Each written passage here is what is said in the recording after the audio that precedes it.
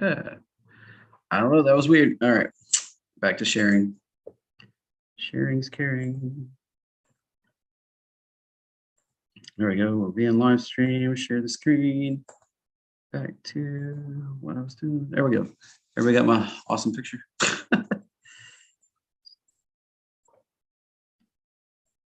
All right.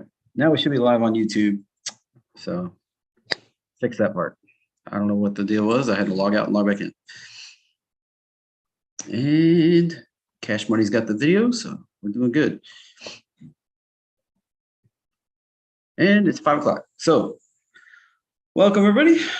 Anybody new here tonight? I know we usually have somebody new, but since it's not published out on emails, it's just on YouTube and on Zoom. And if you're wondering where the chat is, the chat's happening in Zoom. So get in Zoom. All right. So let's pop into here. First thing first, second thing third. Kind of new. Cool. Glad to have you. Glad you could join us. Normally I have video and I'm at home, but right now I am in Houston doing a kind of a relaunch of Echo Trades. So I guess bear with me. I'm on a laptop with a mouse and trying to do my best to show you guys what's going on for the market here. So let me zoom this up. Big, so accept all cookies. All right. So starting out back here in November, the Nasdaq made a top. Now for S&P 500, the top was over here, but Nasdaq made its top back here in November. And we've been in a correction ever since. Now, it looks like we made a lower low here in March. I mean, we did make a lower low. It doesn't just look like it. We did make a lower low here in March. And we made one big straight run up here. Now, we pulled back. And last week, I mentioned that I thought we might see a pullback all the way to the 618. Well, yesterday hit the 618. Today, we traded higher. So far, this looks like a bounce. Now, in the Fibonacci class I do, the entry would be it'd be right in this area right here. For a go long on a daily, this would be a daily chart trade right here, what I call the measured bounce. It's where you get a reversal and you get a second pullback type or a pullback situation in this reversal. It bounces right off the 618. And then it passes up through the top of these candles. That's the measured bounce type setup. Now this thing didn't trigger it today, but it is set up to where if we see another set of highs tomorrow, that this thing's going to run. Now the minimum target for this is going to be 16,295 right here. That's where this first move up and this second move up are the same exact size. Now typically it will run out to either the 1,700 or I don't even know what just happened. Or we'll even see an extension out to the 17,982 area. Like this thing is gonna minimum here, put a circle here. Right there. Then the second target is gonna be right here. And the place I expect it to actually go to is right up here, where you have multiple fibs and a confluence. So that's the move I'm expecting. Now, big components of Nasdaq are going to be Apple. That may ring a bell for people in Echo Trades. Google, Facebook, Netflix, Amazon, Tesla. So a lot of these big tech companies are the drivers that this move is set up for right now. I am expecting this to keep going. So yeah, it's about 390, like roughly you divide by 41 to get the price on QQQ. So roughly divide whatever these prices are by 41, I think it is, and you'll get QQQ prices if you're interested. So, I'm just talking about the big components here. So like Apple is a big component, and it didn't quite hit the 618 right here, but it hit this line I put on here, which I was kind of expecting the 144 EMA to come up that at that angle, but we pulled back and met it kind of beforehand. So the line doesn't really necessarily mean anything, but we kind of bounced there. We made a bottom and we're reversing. And so the move on Apple really, let's see, let's get rid of that line. The big key is when it passes up through about right here. Once price breaks through there, it's going to go pretty big. Now, pretty big for Apple could be 191, but it could also be a bigger move like this to 195, or, man, I keep clicking on the wrong stuff here, or even up to 205. So this whole area right up in here, something like that. That's where the potential is, but it's got to get through this line right here, this blue line. So that's one to watch. It does have a reversal on the smaller time frames right here. It's already kicking it off here. We need to see some continuation through the 144 EMA on the 30-minute and some continuation here on the daily chart. But we could get a mega run out of Apple. There's the potential for it. Now, it doesn't have to happen. It could just stall out and quit and drop. And so that's the flip side to watch out for. So that's the upside and the downside, I guess you'd say. All right. Moving on.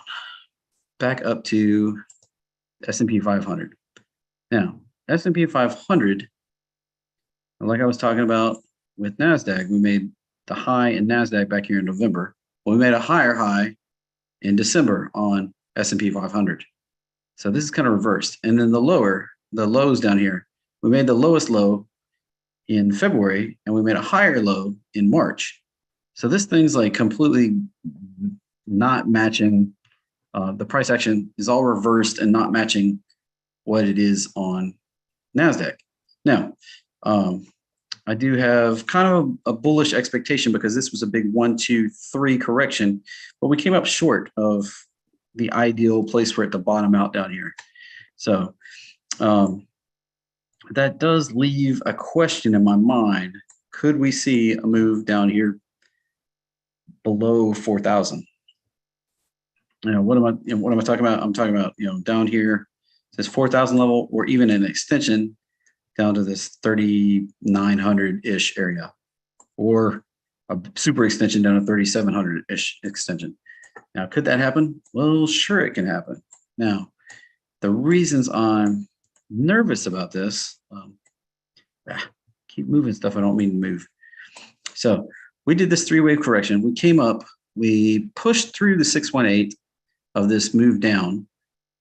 This, what I'm talking about, this move up right here off the bottom, if I get the arrow, this move up here went through this 618 level right here. And it came up through, but then stalled out and went back down through it. Now, I was talking about it earlier in the week that we'd see a pull down and we needed to hold above that high that we made right in there. Let's zoom it up a little bit. I guess there's a zoom tool right here. This high, you see that candle, how we moved up and down. We made a high right in there. We need to stay above that high. Now, so far we are, and we saw some positive action today, although we got a little bit of tail and we didn't really close above any of these highs that we've had the last few days. We're still below this big red candle over here. So we have a resistance zone that we've built up in the S&P 500, counting off of that red day and these tails, and we're kind of holding it. You see that top of that green one, top of this green one, holding a significant resistance there. So, excuse me, to see higher prices, S&P 500 has got to get some move up going here. We've pulled back. We need some to move up, get above that resistance that we've built up in here. All right, so that's the the short of it, the long of it is that if we can't do that, then we're likely to see a move down here into this area, either the 100% right in there, or a move down here to these levels down there. All right, so this is like a critical turning point in the market where either we're going to go super bullish and it's going to be awesome, as evidenced on the Nasdaq and the S&P 500 here. You know, these are in Q1 is the Nasdaq, and ES is the S&P 500. So we've got this precarious position here in the market where we're either going to break out or break down. It's kind of a coin flip. I don't give odds necessarily to either one stronger necessarily. I do kind of favor with my positioning the going long part, but I am prepared for if we start breaking down, that I might need to close a lot of stuff. So I'd like everybody to kind of take that in. Really, for an Apple stop, if we get a daily close below this level on Nasdaq right here, that's where I'm going to be like ready. Apple, AAPL, not ALPK. So an Apple close below what is the roadmap line. Let me change the setting. I don't have it. All right. Well, I won't show you the roadmap line. So the roadmap line is that line right there. So a close down in that area, poke down lower is going to be kind of the worrisome thing. But last time it did that, it ramped right back up giant. So something to keep an eye on. I do kind of feel like Nasdaq may be a little more bullish than S&P 500, but at the same time, they're not going to leave each other. Almost all the components of Nasdaq are components of S&P 500. So Nasdaq does look bullish, so that may drag S&P 500 with it. Now, Russell right here is holding kind of a more bullish target. It's kind of stuck in this sideways box at this point. And if we see a move up, breaking the 144 EMA right in here on the daily, if it breaks out, then we're going to see a pretty substantial move up, more than likely. We do have this other resistance zone to move up through, but that's still a pretty, I mean, we're looking at 300 points or 250 points on Russell just to get back up here, which equates to like a move of 15 or so on the IWM, which you're getting close to 10% move here on IWM. So that could be an opportunity to, if you start seeing this breakout, we can make, it could be pretty substantial money, 200-300 points. So that is, what am I talking about? IWM. IWM is the ETF for the Russell. You see the same sort of pattern there as we were just looking at. So IWM, I actually hold some shares of IWM. I've had them for a couple, several weeks now, since we were down in this area.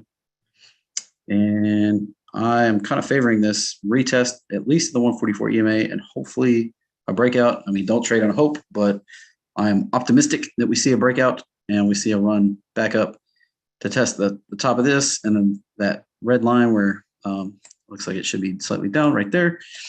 We see the retest of that high from November.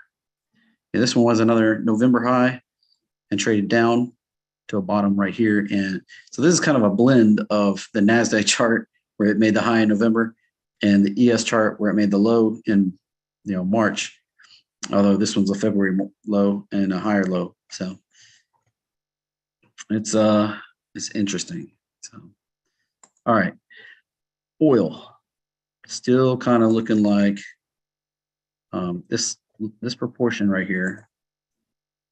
Nothing ever moves in a straight line, but we bounced right off the 618 right there. See, that's all. So that's a potential 1, 2, and we see a 3, 4, 5.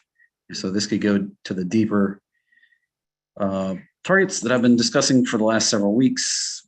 What am I talking about? 1, 2, 3, 4, 5. Well, it'd be like this: 1, 2, maybe a 3, something like this, 4, and 5 down here.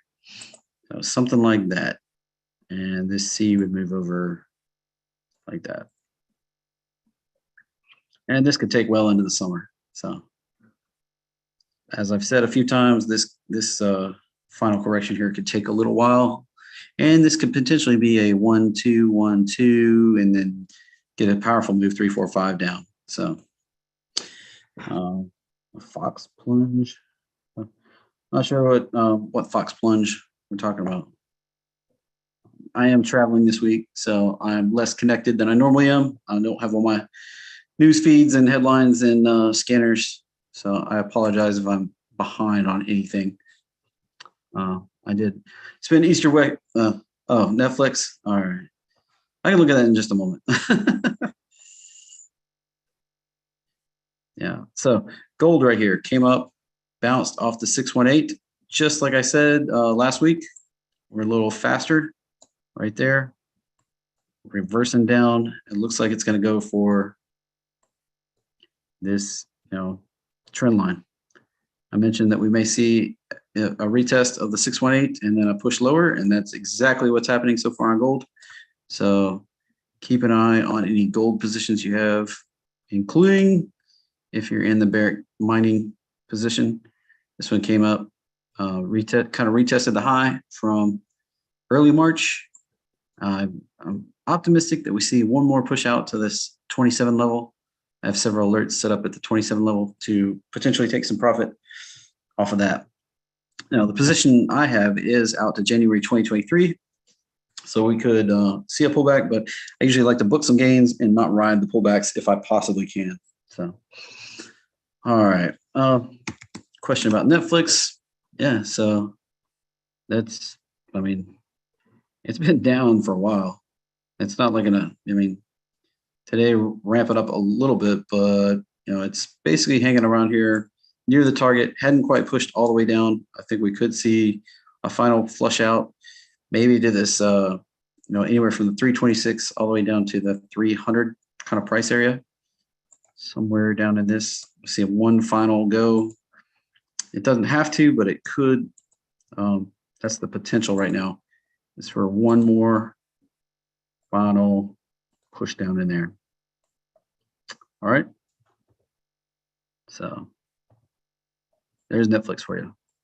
It didn't do this at all. I speculated could happen off of this bounce before it did back in January, and it's continuing its march lower. So at this point, none of this looks like it's going to happen for now, and it's continuing the march lower. So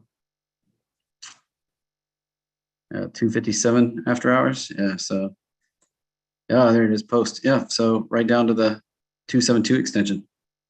So right on down. Right there.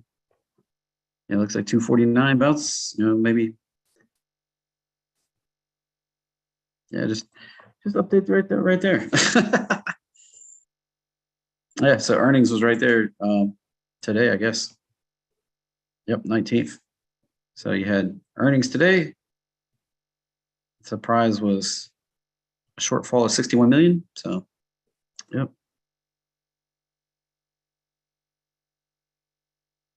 Yeah, so that's what. If you had asked me, before the close, I was still expecting it lower. I would have bought puts, and they would have paid off big. So that will drag on the Nasdaq when it restarts at 6, just a little bit probably, but not major, I don't think. Well, let's see. Check the QQQ. Yeah, dragging on it a little bit. See the post on the QQQ there, dragging it down about 3.5 points or so. So that's going to be the Netflix effect. So when Nasdaq restarts at 6 o'clock Eastern, that'll be dragging on it a little bit. All right, Bitcoin holding the trend of lower highs so far. Optimistic. We do need to break back above this candle. Carried over here. Need to break back above that 42,000 area and see some positive movement back through the 144 EMA and back above that prior high right there to get some continuation that we didn't get before. So bringing these across like that, we'll have this prior high from over here to contend with, and then we can see some higher prices. So the Ethereum Bitcoin ratio right now, that it's not very clear on the pattern. One solid move up. We could see a little retrace back to the daily 144 right here. Bitcoin catches up a little bit before Ethereum makes its next outperformance move. So keep an eye on that. All right, Ethereum itself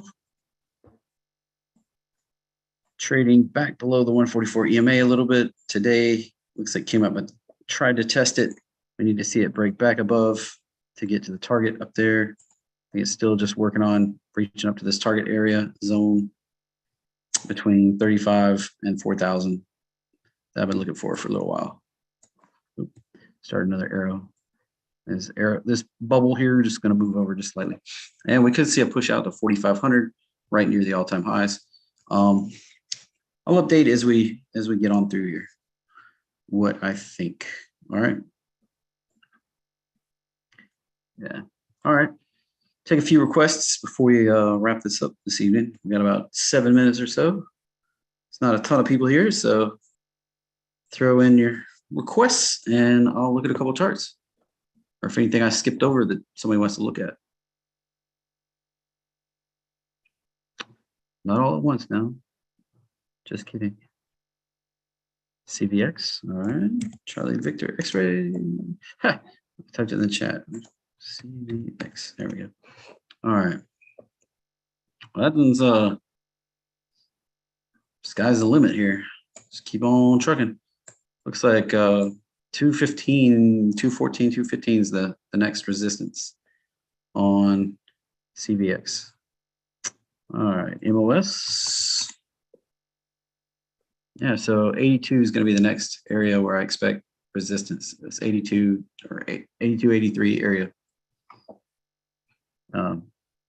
It's like we had a little trouble, a little quick flash pullback there. We can see another little flash pullback at any of these levels up here, 82, 88, and then 97 above that. So it's definitely moving. All right, OXY. It's kind of hitting its head right here. If it can break through the highs, then we can see the next push up, potentially to the 100 area. Or if it just can't get out of its way, then it may pull back back to this 43 area. Right now, most of the petroleum stuff seems pretty bullish, so watch for a break above the highs there. That's my same advice I had the other day. Nothing really changed there since it hasn't broken through. Still finding resistance right at those highs right around 63. Was it 63-ish? 62.50, 63. Right in there. All right. Mora. Wish I had great news for Mora, but it is retesting this uptrend of the down of the lower end trend line, kind of holding it, pushing through slightly with the tails. I guess if you go off the pure tails on everything, it's just hit it, but it really needs to get some bullish action going. That's interesting. PBIG held the 144 EMA, and it needs to break through that. It's got this major resistance coming down through here. We got to see a push up through it to get anything higher. That's just the way it is. It's held, and we got to push up through it to get higher prices on BBIG. All right, CROX. That one's been a hot mess. and might break out of its funk, but right now it's just in this zone between the low and this high. Come on now. Maybe rectangle. So we see this low right here and this high right here. It's formed a rectangle, and we're just going to go sideways in it until we break out of the top or bottom. Primary expectation sideways. I did have a bigger retrace that I drew off of this bigger trend for it to eventually make its way down here. And chat keeps getting away on this smaller computer. Somewhere around 28. I kind of expect it to make its way down there. So sorry for long. That's kind of the way I look at it right now. All right, SCO. Well, nothing great's going to be on SCO until oil really moves down, if it's going to move down. So SCO, looking for it to break, but really it's dependent on the oil chart. And as I discussed here, oil potentially bouncing off that 618 to get the move lower. So has potential, has to get follow through. If we see this follow through, then we'll see the higher prices in SCO. All right, I covered MOS and MARA already. Plug, PLUG. Looks like it's working on a breakout. Like if it can hold right here and break through this prior high right here,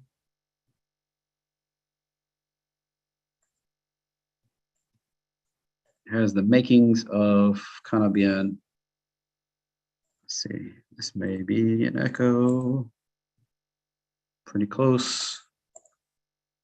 That's the makings of an echo trade right there. If we break out, you can see a significant move higher here. So maybe right in here, potentially. Yeah, I would wait at the minimum till I move back through 29.50, maybe 30, 29.50 to 30, and then if it can start getting some momentum pushing through there, back through the prior high at 31.86, we can see a move out to 34 target, 37 target, and then watch out for a reaction at this 40, 60-ish area there. If it can push through there, 46, and then we could get some upside targets, 51. Well, shoot, that's not even right. Let me pull that down. Yeah, so it bounced right at the, yeah, so updating now. Back through 32. Yeah, we get through 32, then it's on. Like we'll see the upside targets up to 60. Sorry, had to fix everything's kind of shifted a little bit on some of my older charts on this laptop. All right, is that SI or SL? SI. That did not happen right. Which one are you looking for? Silvergate? Over that one? Come back to me, TT. I don't want to spend a bunch of time on the wrong one there. FCX. All right, we're right at 30 minutes here, so I'm going to try to go fast for a few more, and then we'll wrap it up here. I don't have anything to necessarily sell today, but you guys can help me out. So I'll tell you how you can help me out here in just a second. All right, FCX, still looking for this 52 to 55 area right in here. SCHW. Looks like it broke down and got right to almost the bottom of my arrow here. Lower low. So the next question is,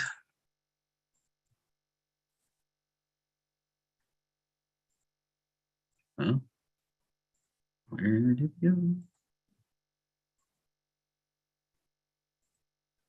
Are we going to hit the 71.89 area 100%, where A down equals C down, or are we going to push down to 67 or 61? So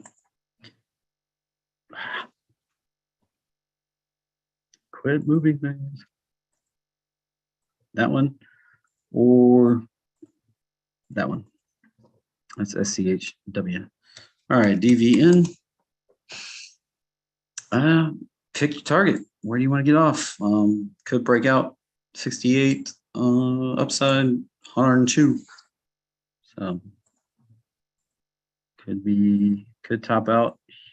Man, arrow could top out here, or we could see some extension. All right. We went over, yeah, Silvergate. All right. Yes. Earnings coming up on a lot of these. Yeah, so Silvergate, it's holding at the 144 EMA. We got to see a move up through it. Probably need to see for optimal enjoyment of the run, move up through 161. A breakout above that level could yield a substantial move higher. It's kind of been, this one's had some echo looking things here. Yep. So potentially the next move up. Yeah, just right out to about the 200 for now. All right. Okay, so let me pop back over here. Now, I have a timing research event tomorrow at, I think it's 6 o'clock Eastern. And if you can register for it, let me pop. Come on, Zoom controls. Go away. There we go. Let me grab the link here, throw it in the chat. If you just pop over, register, doesn't cost anything. You come hang out with me over there. So it's really up to you. Dean, I bought all the Apple that I care to risk in the first buy, and I don't tend to add to things that are down. So it's purely up to you. So if you can go register for this timing research event, I'm going to be talking about indicators and stuff tomorrow at 5 or 6 o'clock Eastern. It's a external thing to me. I'm just a guest speaker in a bigger event. You get all the replays if you register. It just helps me out if you guys come and hang out with me. So I'll throw it in Discord too. And then if you missed the event earlier today,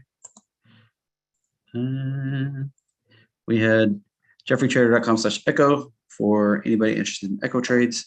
We are doing a, excuse me, we're doing a encore about 11 a.m. tomorrow, I believe, if I got my time right. So you can come see us again tomorrow if you want. I'll post the link in Discord for that also. So that's going to wrap up 30 minutes of awesome. I'll be back home Thursday afternoon, and we should have a regular, hopefully a regular week next week. Maybe, hopefully. I mean, you can't see me, cross my fingers. So hopefully a regular week. My dude here, Marquette Latimer, is going to come visit me in Knoxville next week. So maybe she'll show up on here, maybe not. I don't know her schedule fully yet, but we'll see. So that's going to do it for today. Thanks for coming. I appreciate everybody. Yeah, register for the timing research event, and that helps me out the most right now. Just come hang out with me tomorrow. It's free. Not even, doesn't even cost anything. So, all right, everybody. I'll see you guys again soon. Catch up in Discord. I'm trying to keep up as much as I can. Like I said, I only got my little laptop and not all my normal computers. So I'll see you guys again next week. Hopefully I'll have better market intel, able to keep up with everything. All right. So have a great one. I'll see you guys later. Thanks for coming.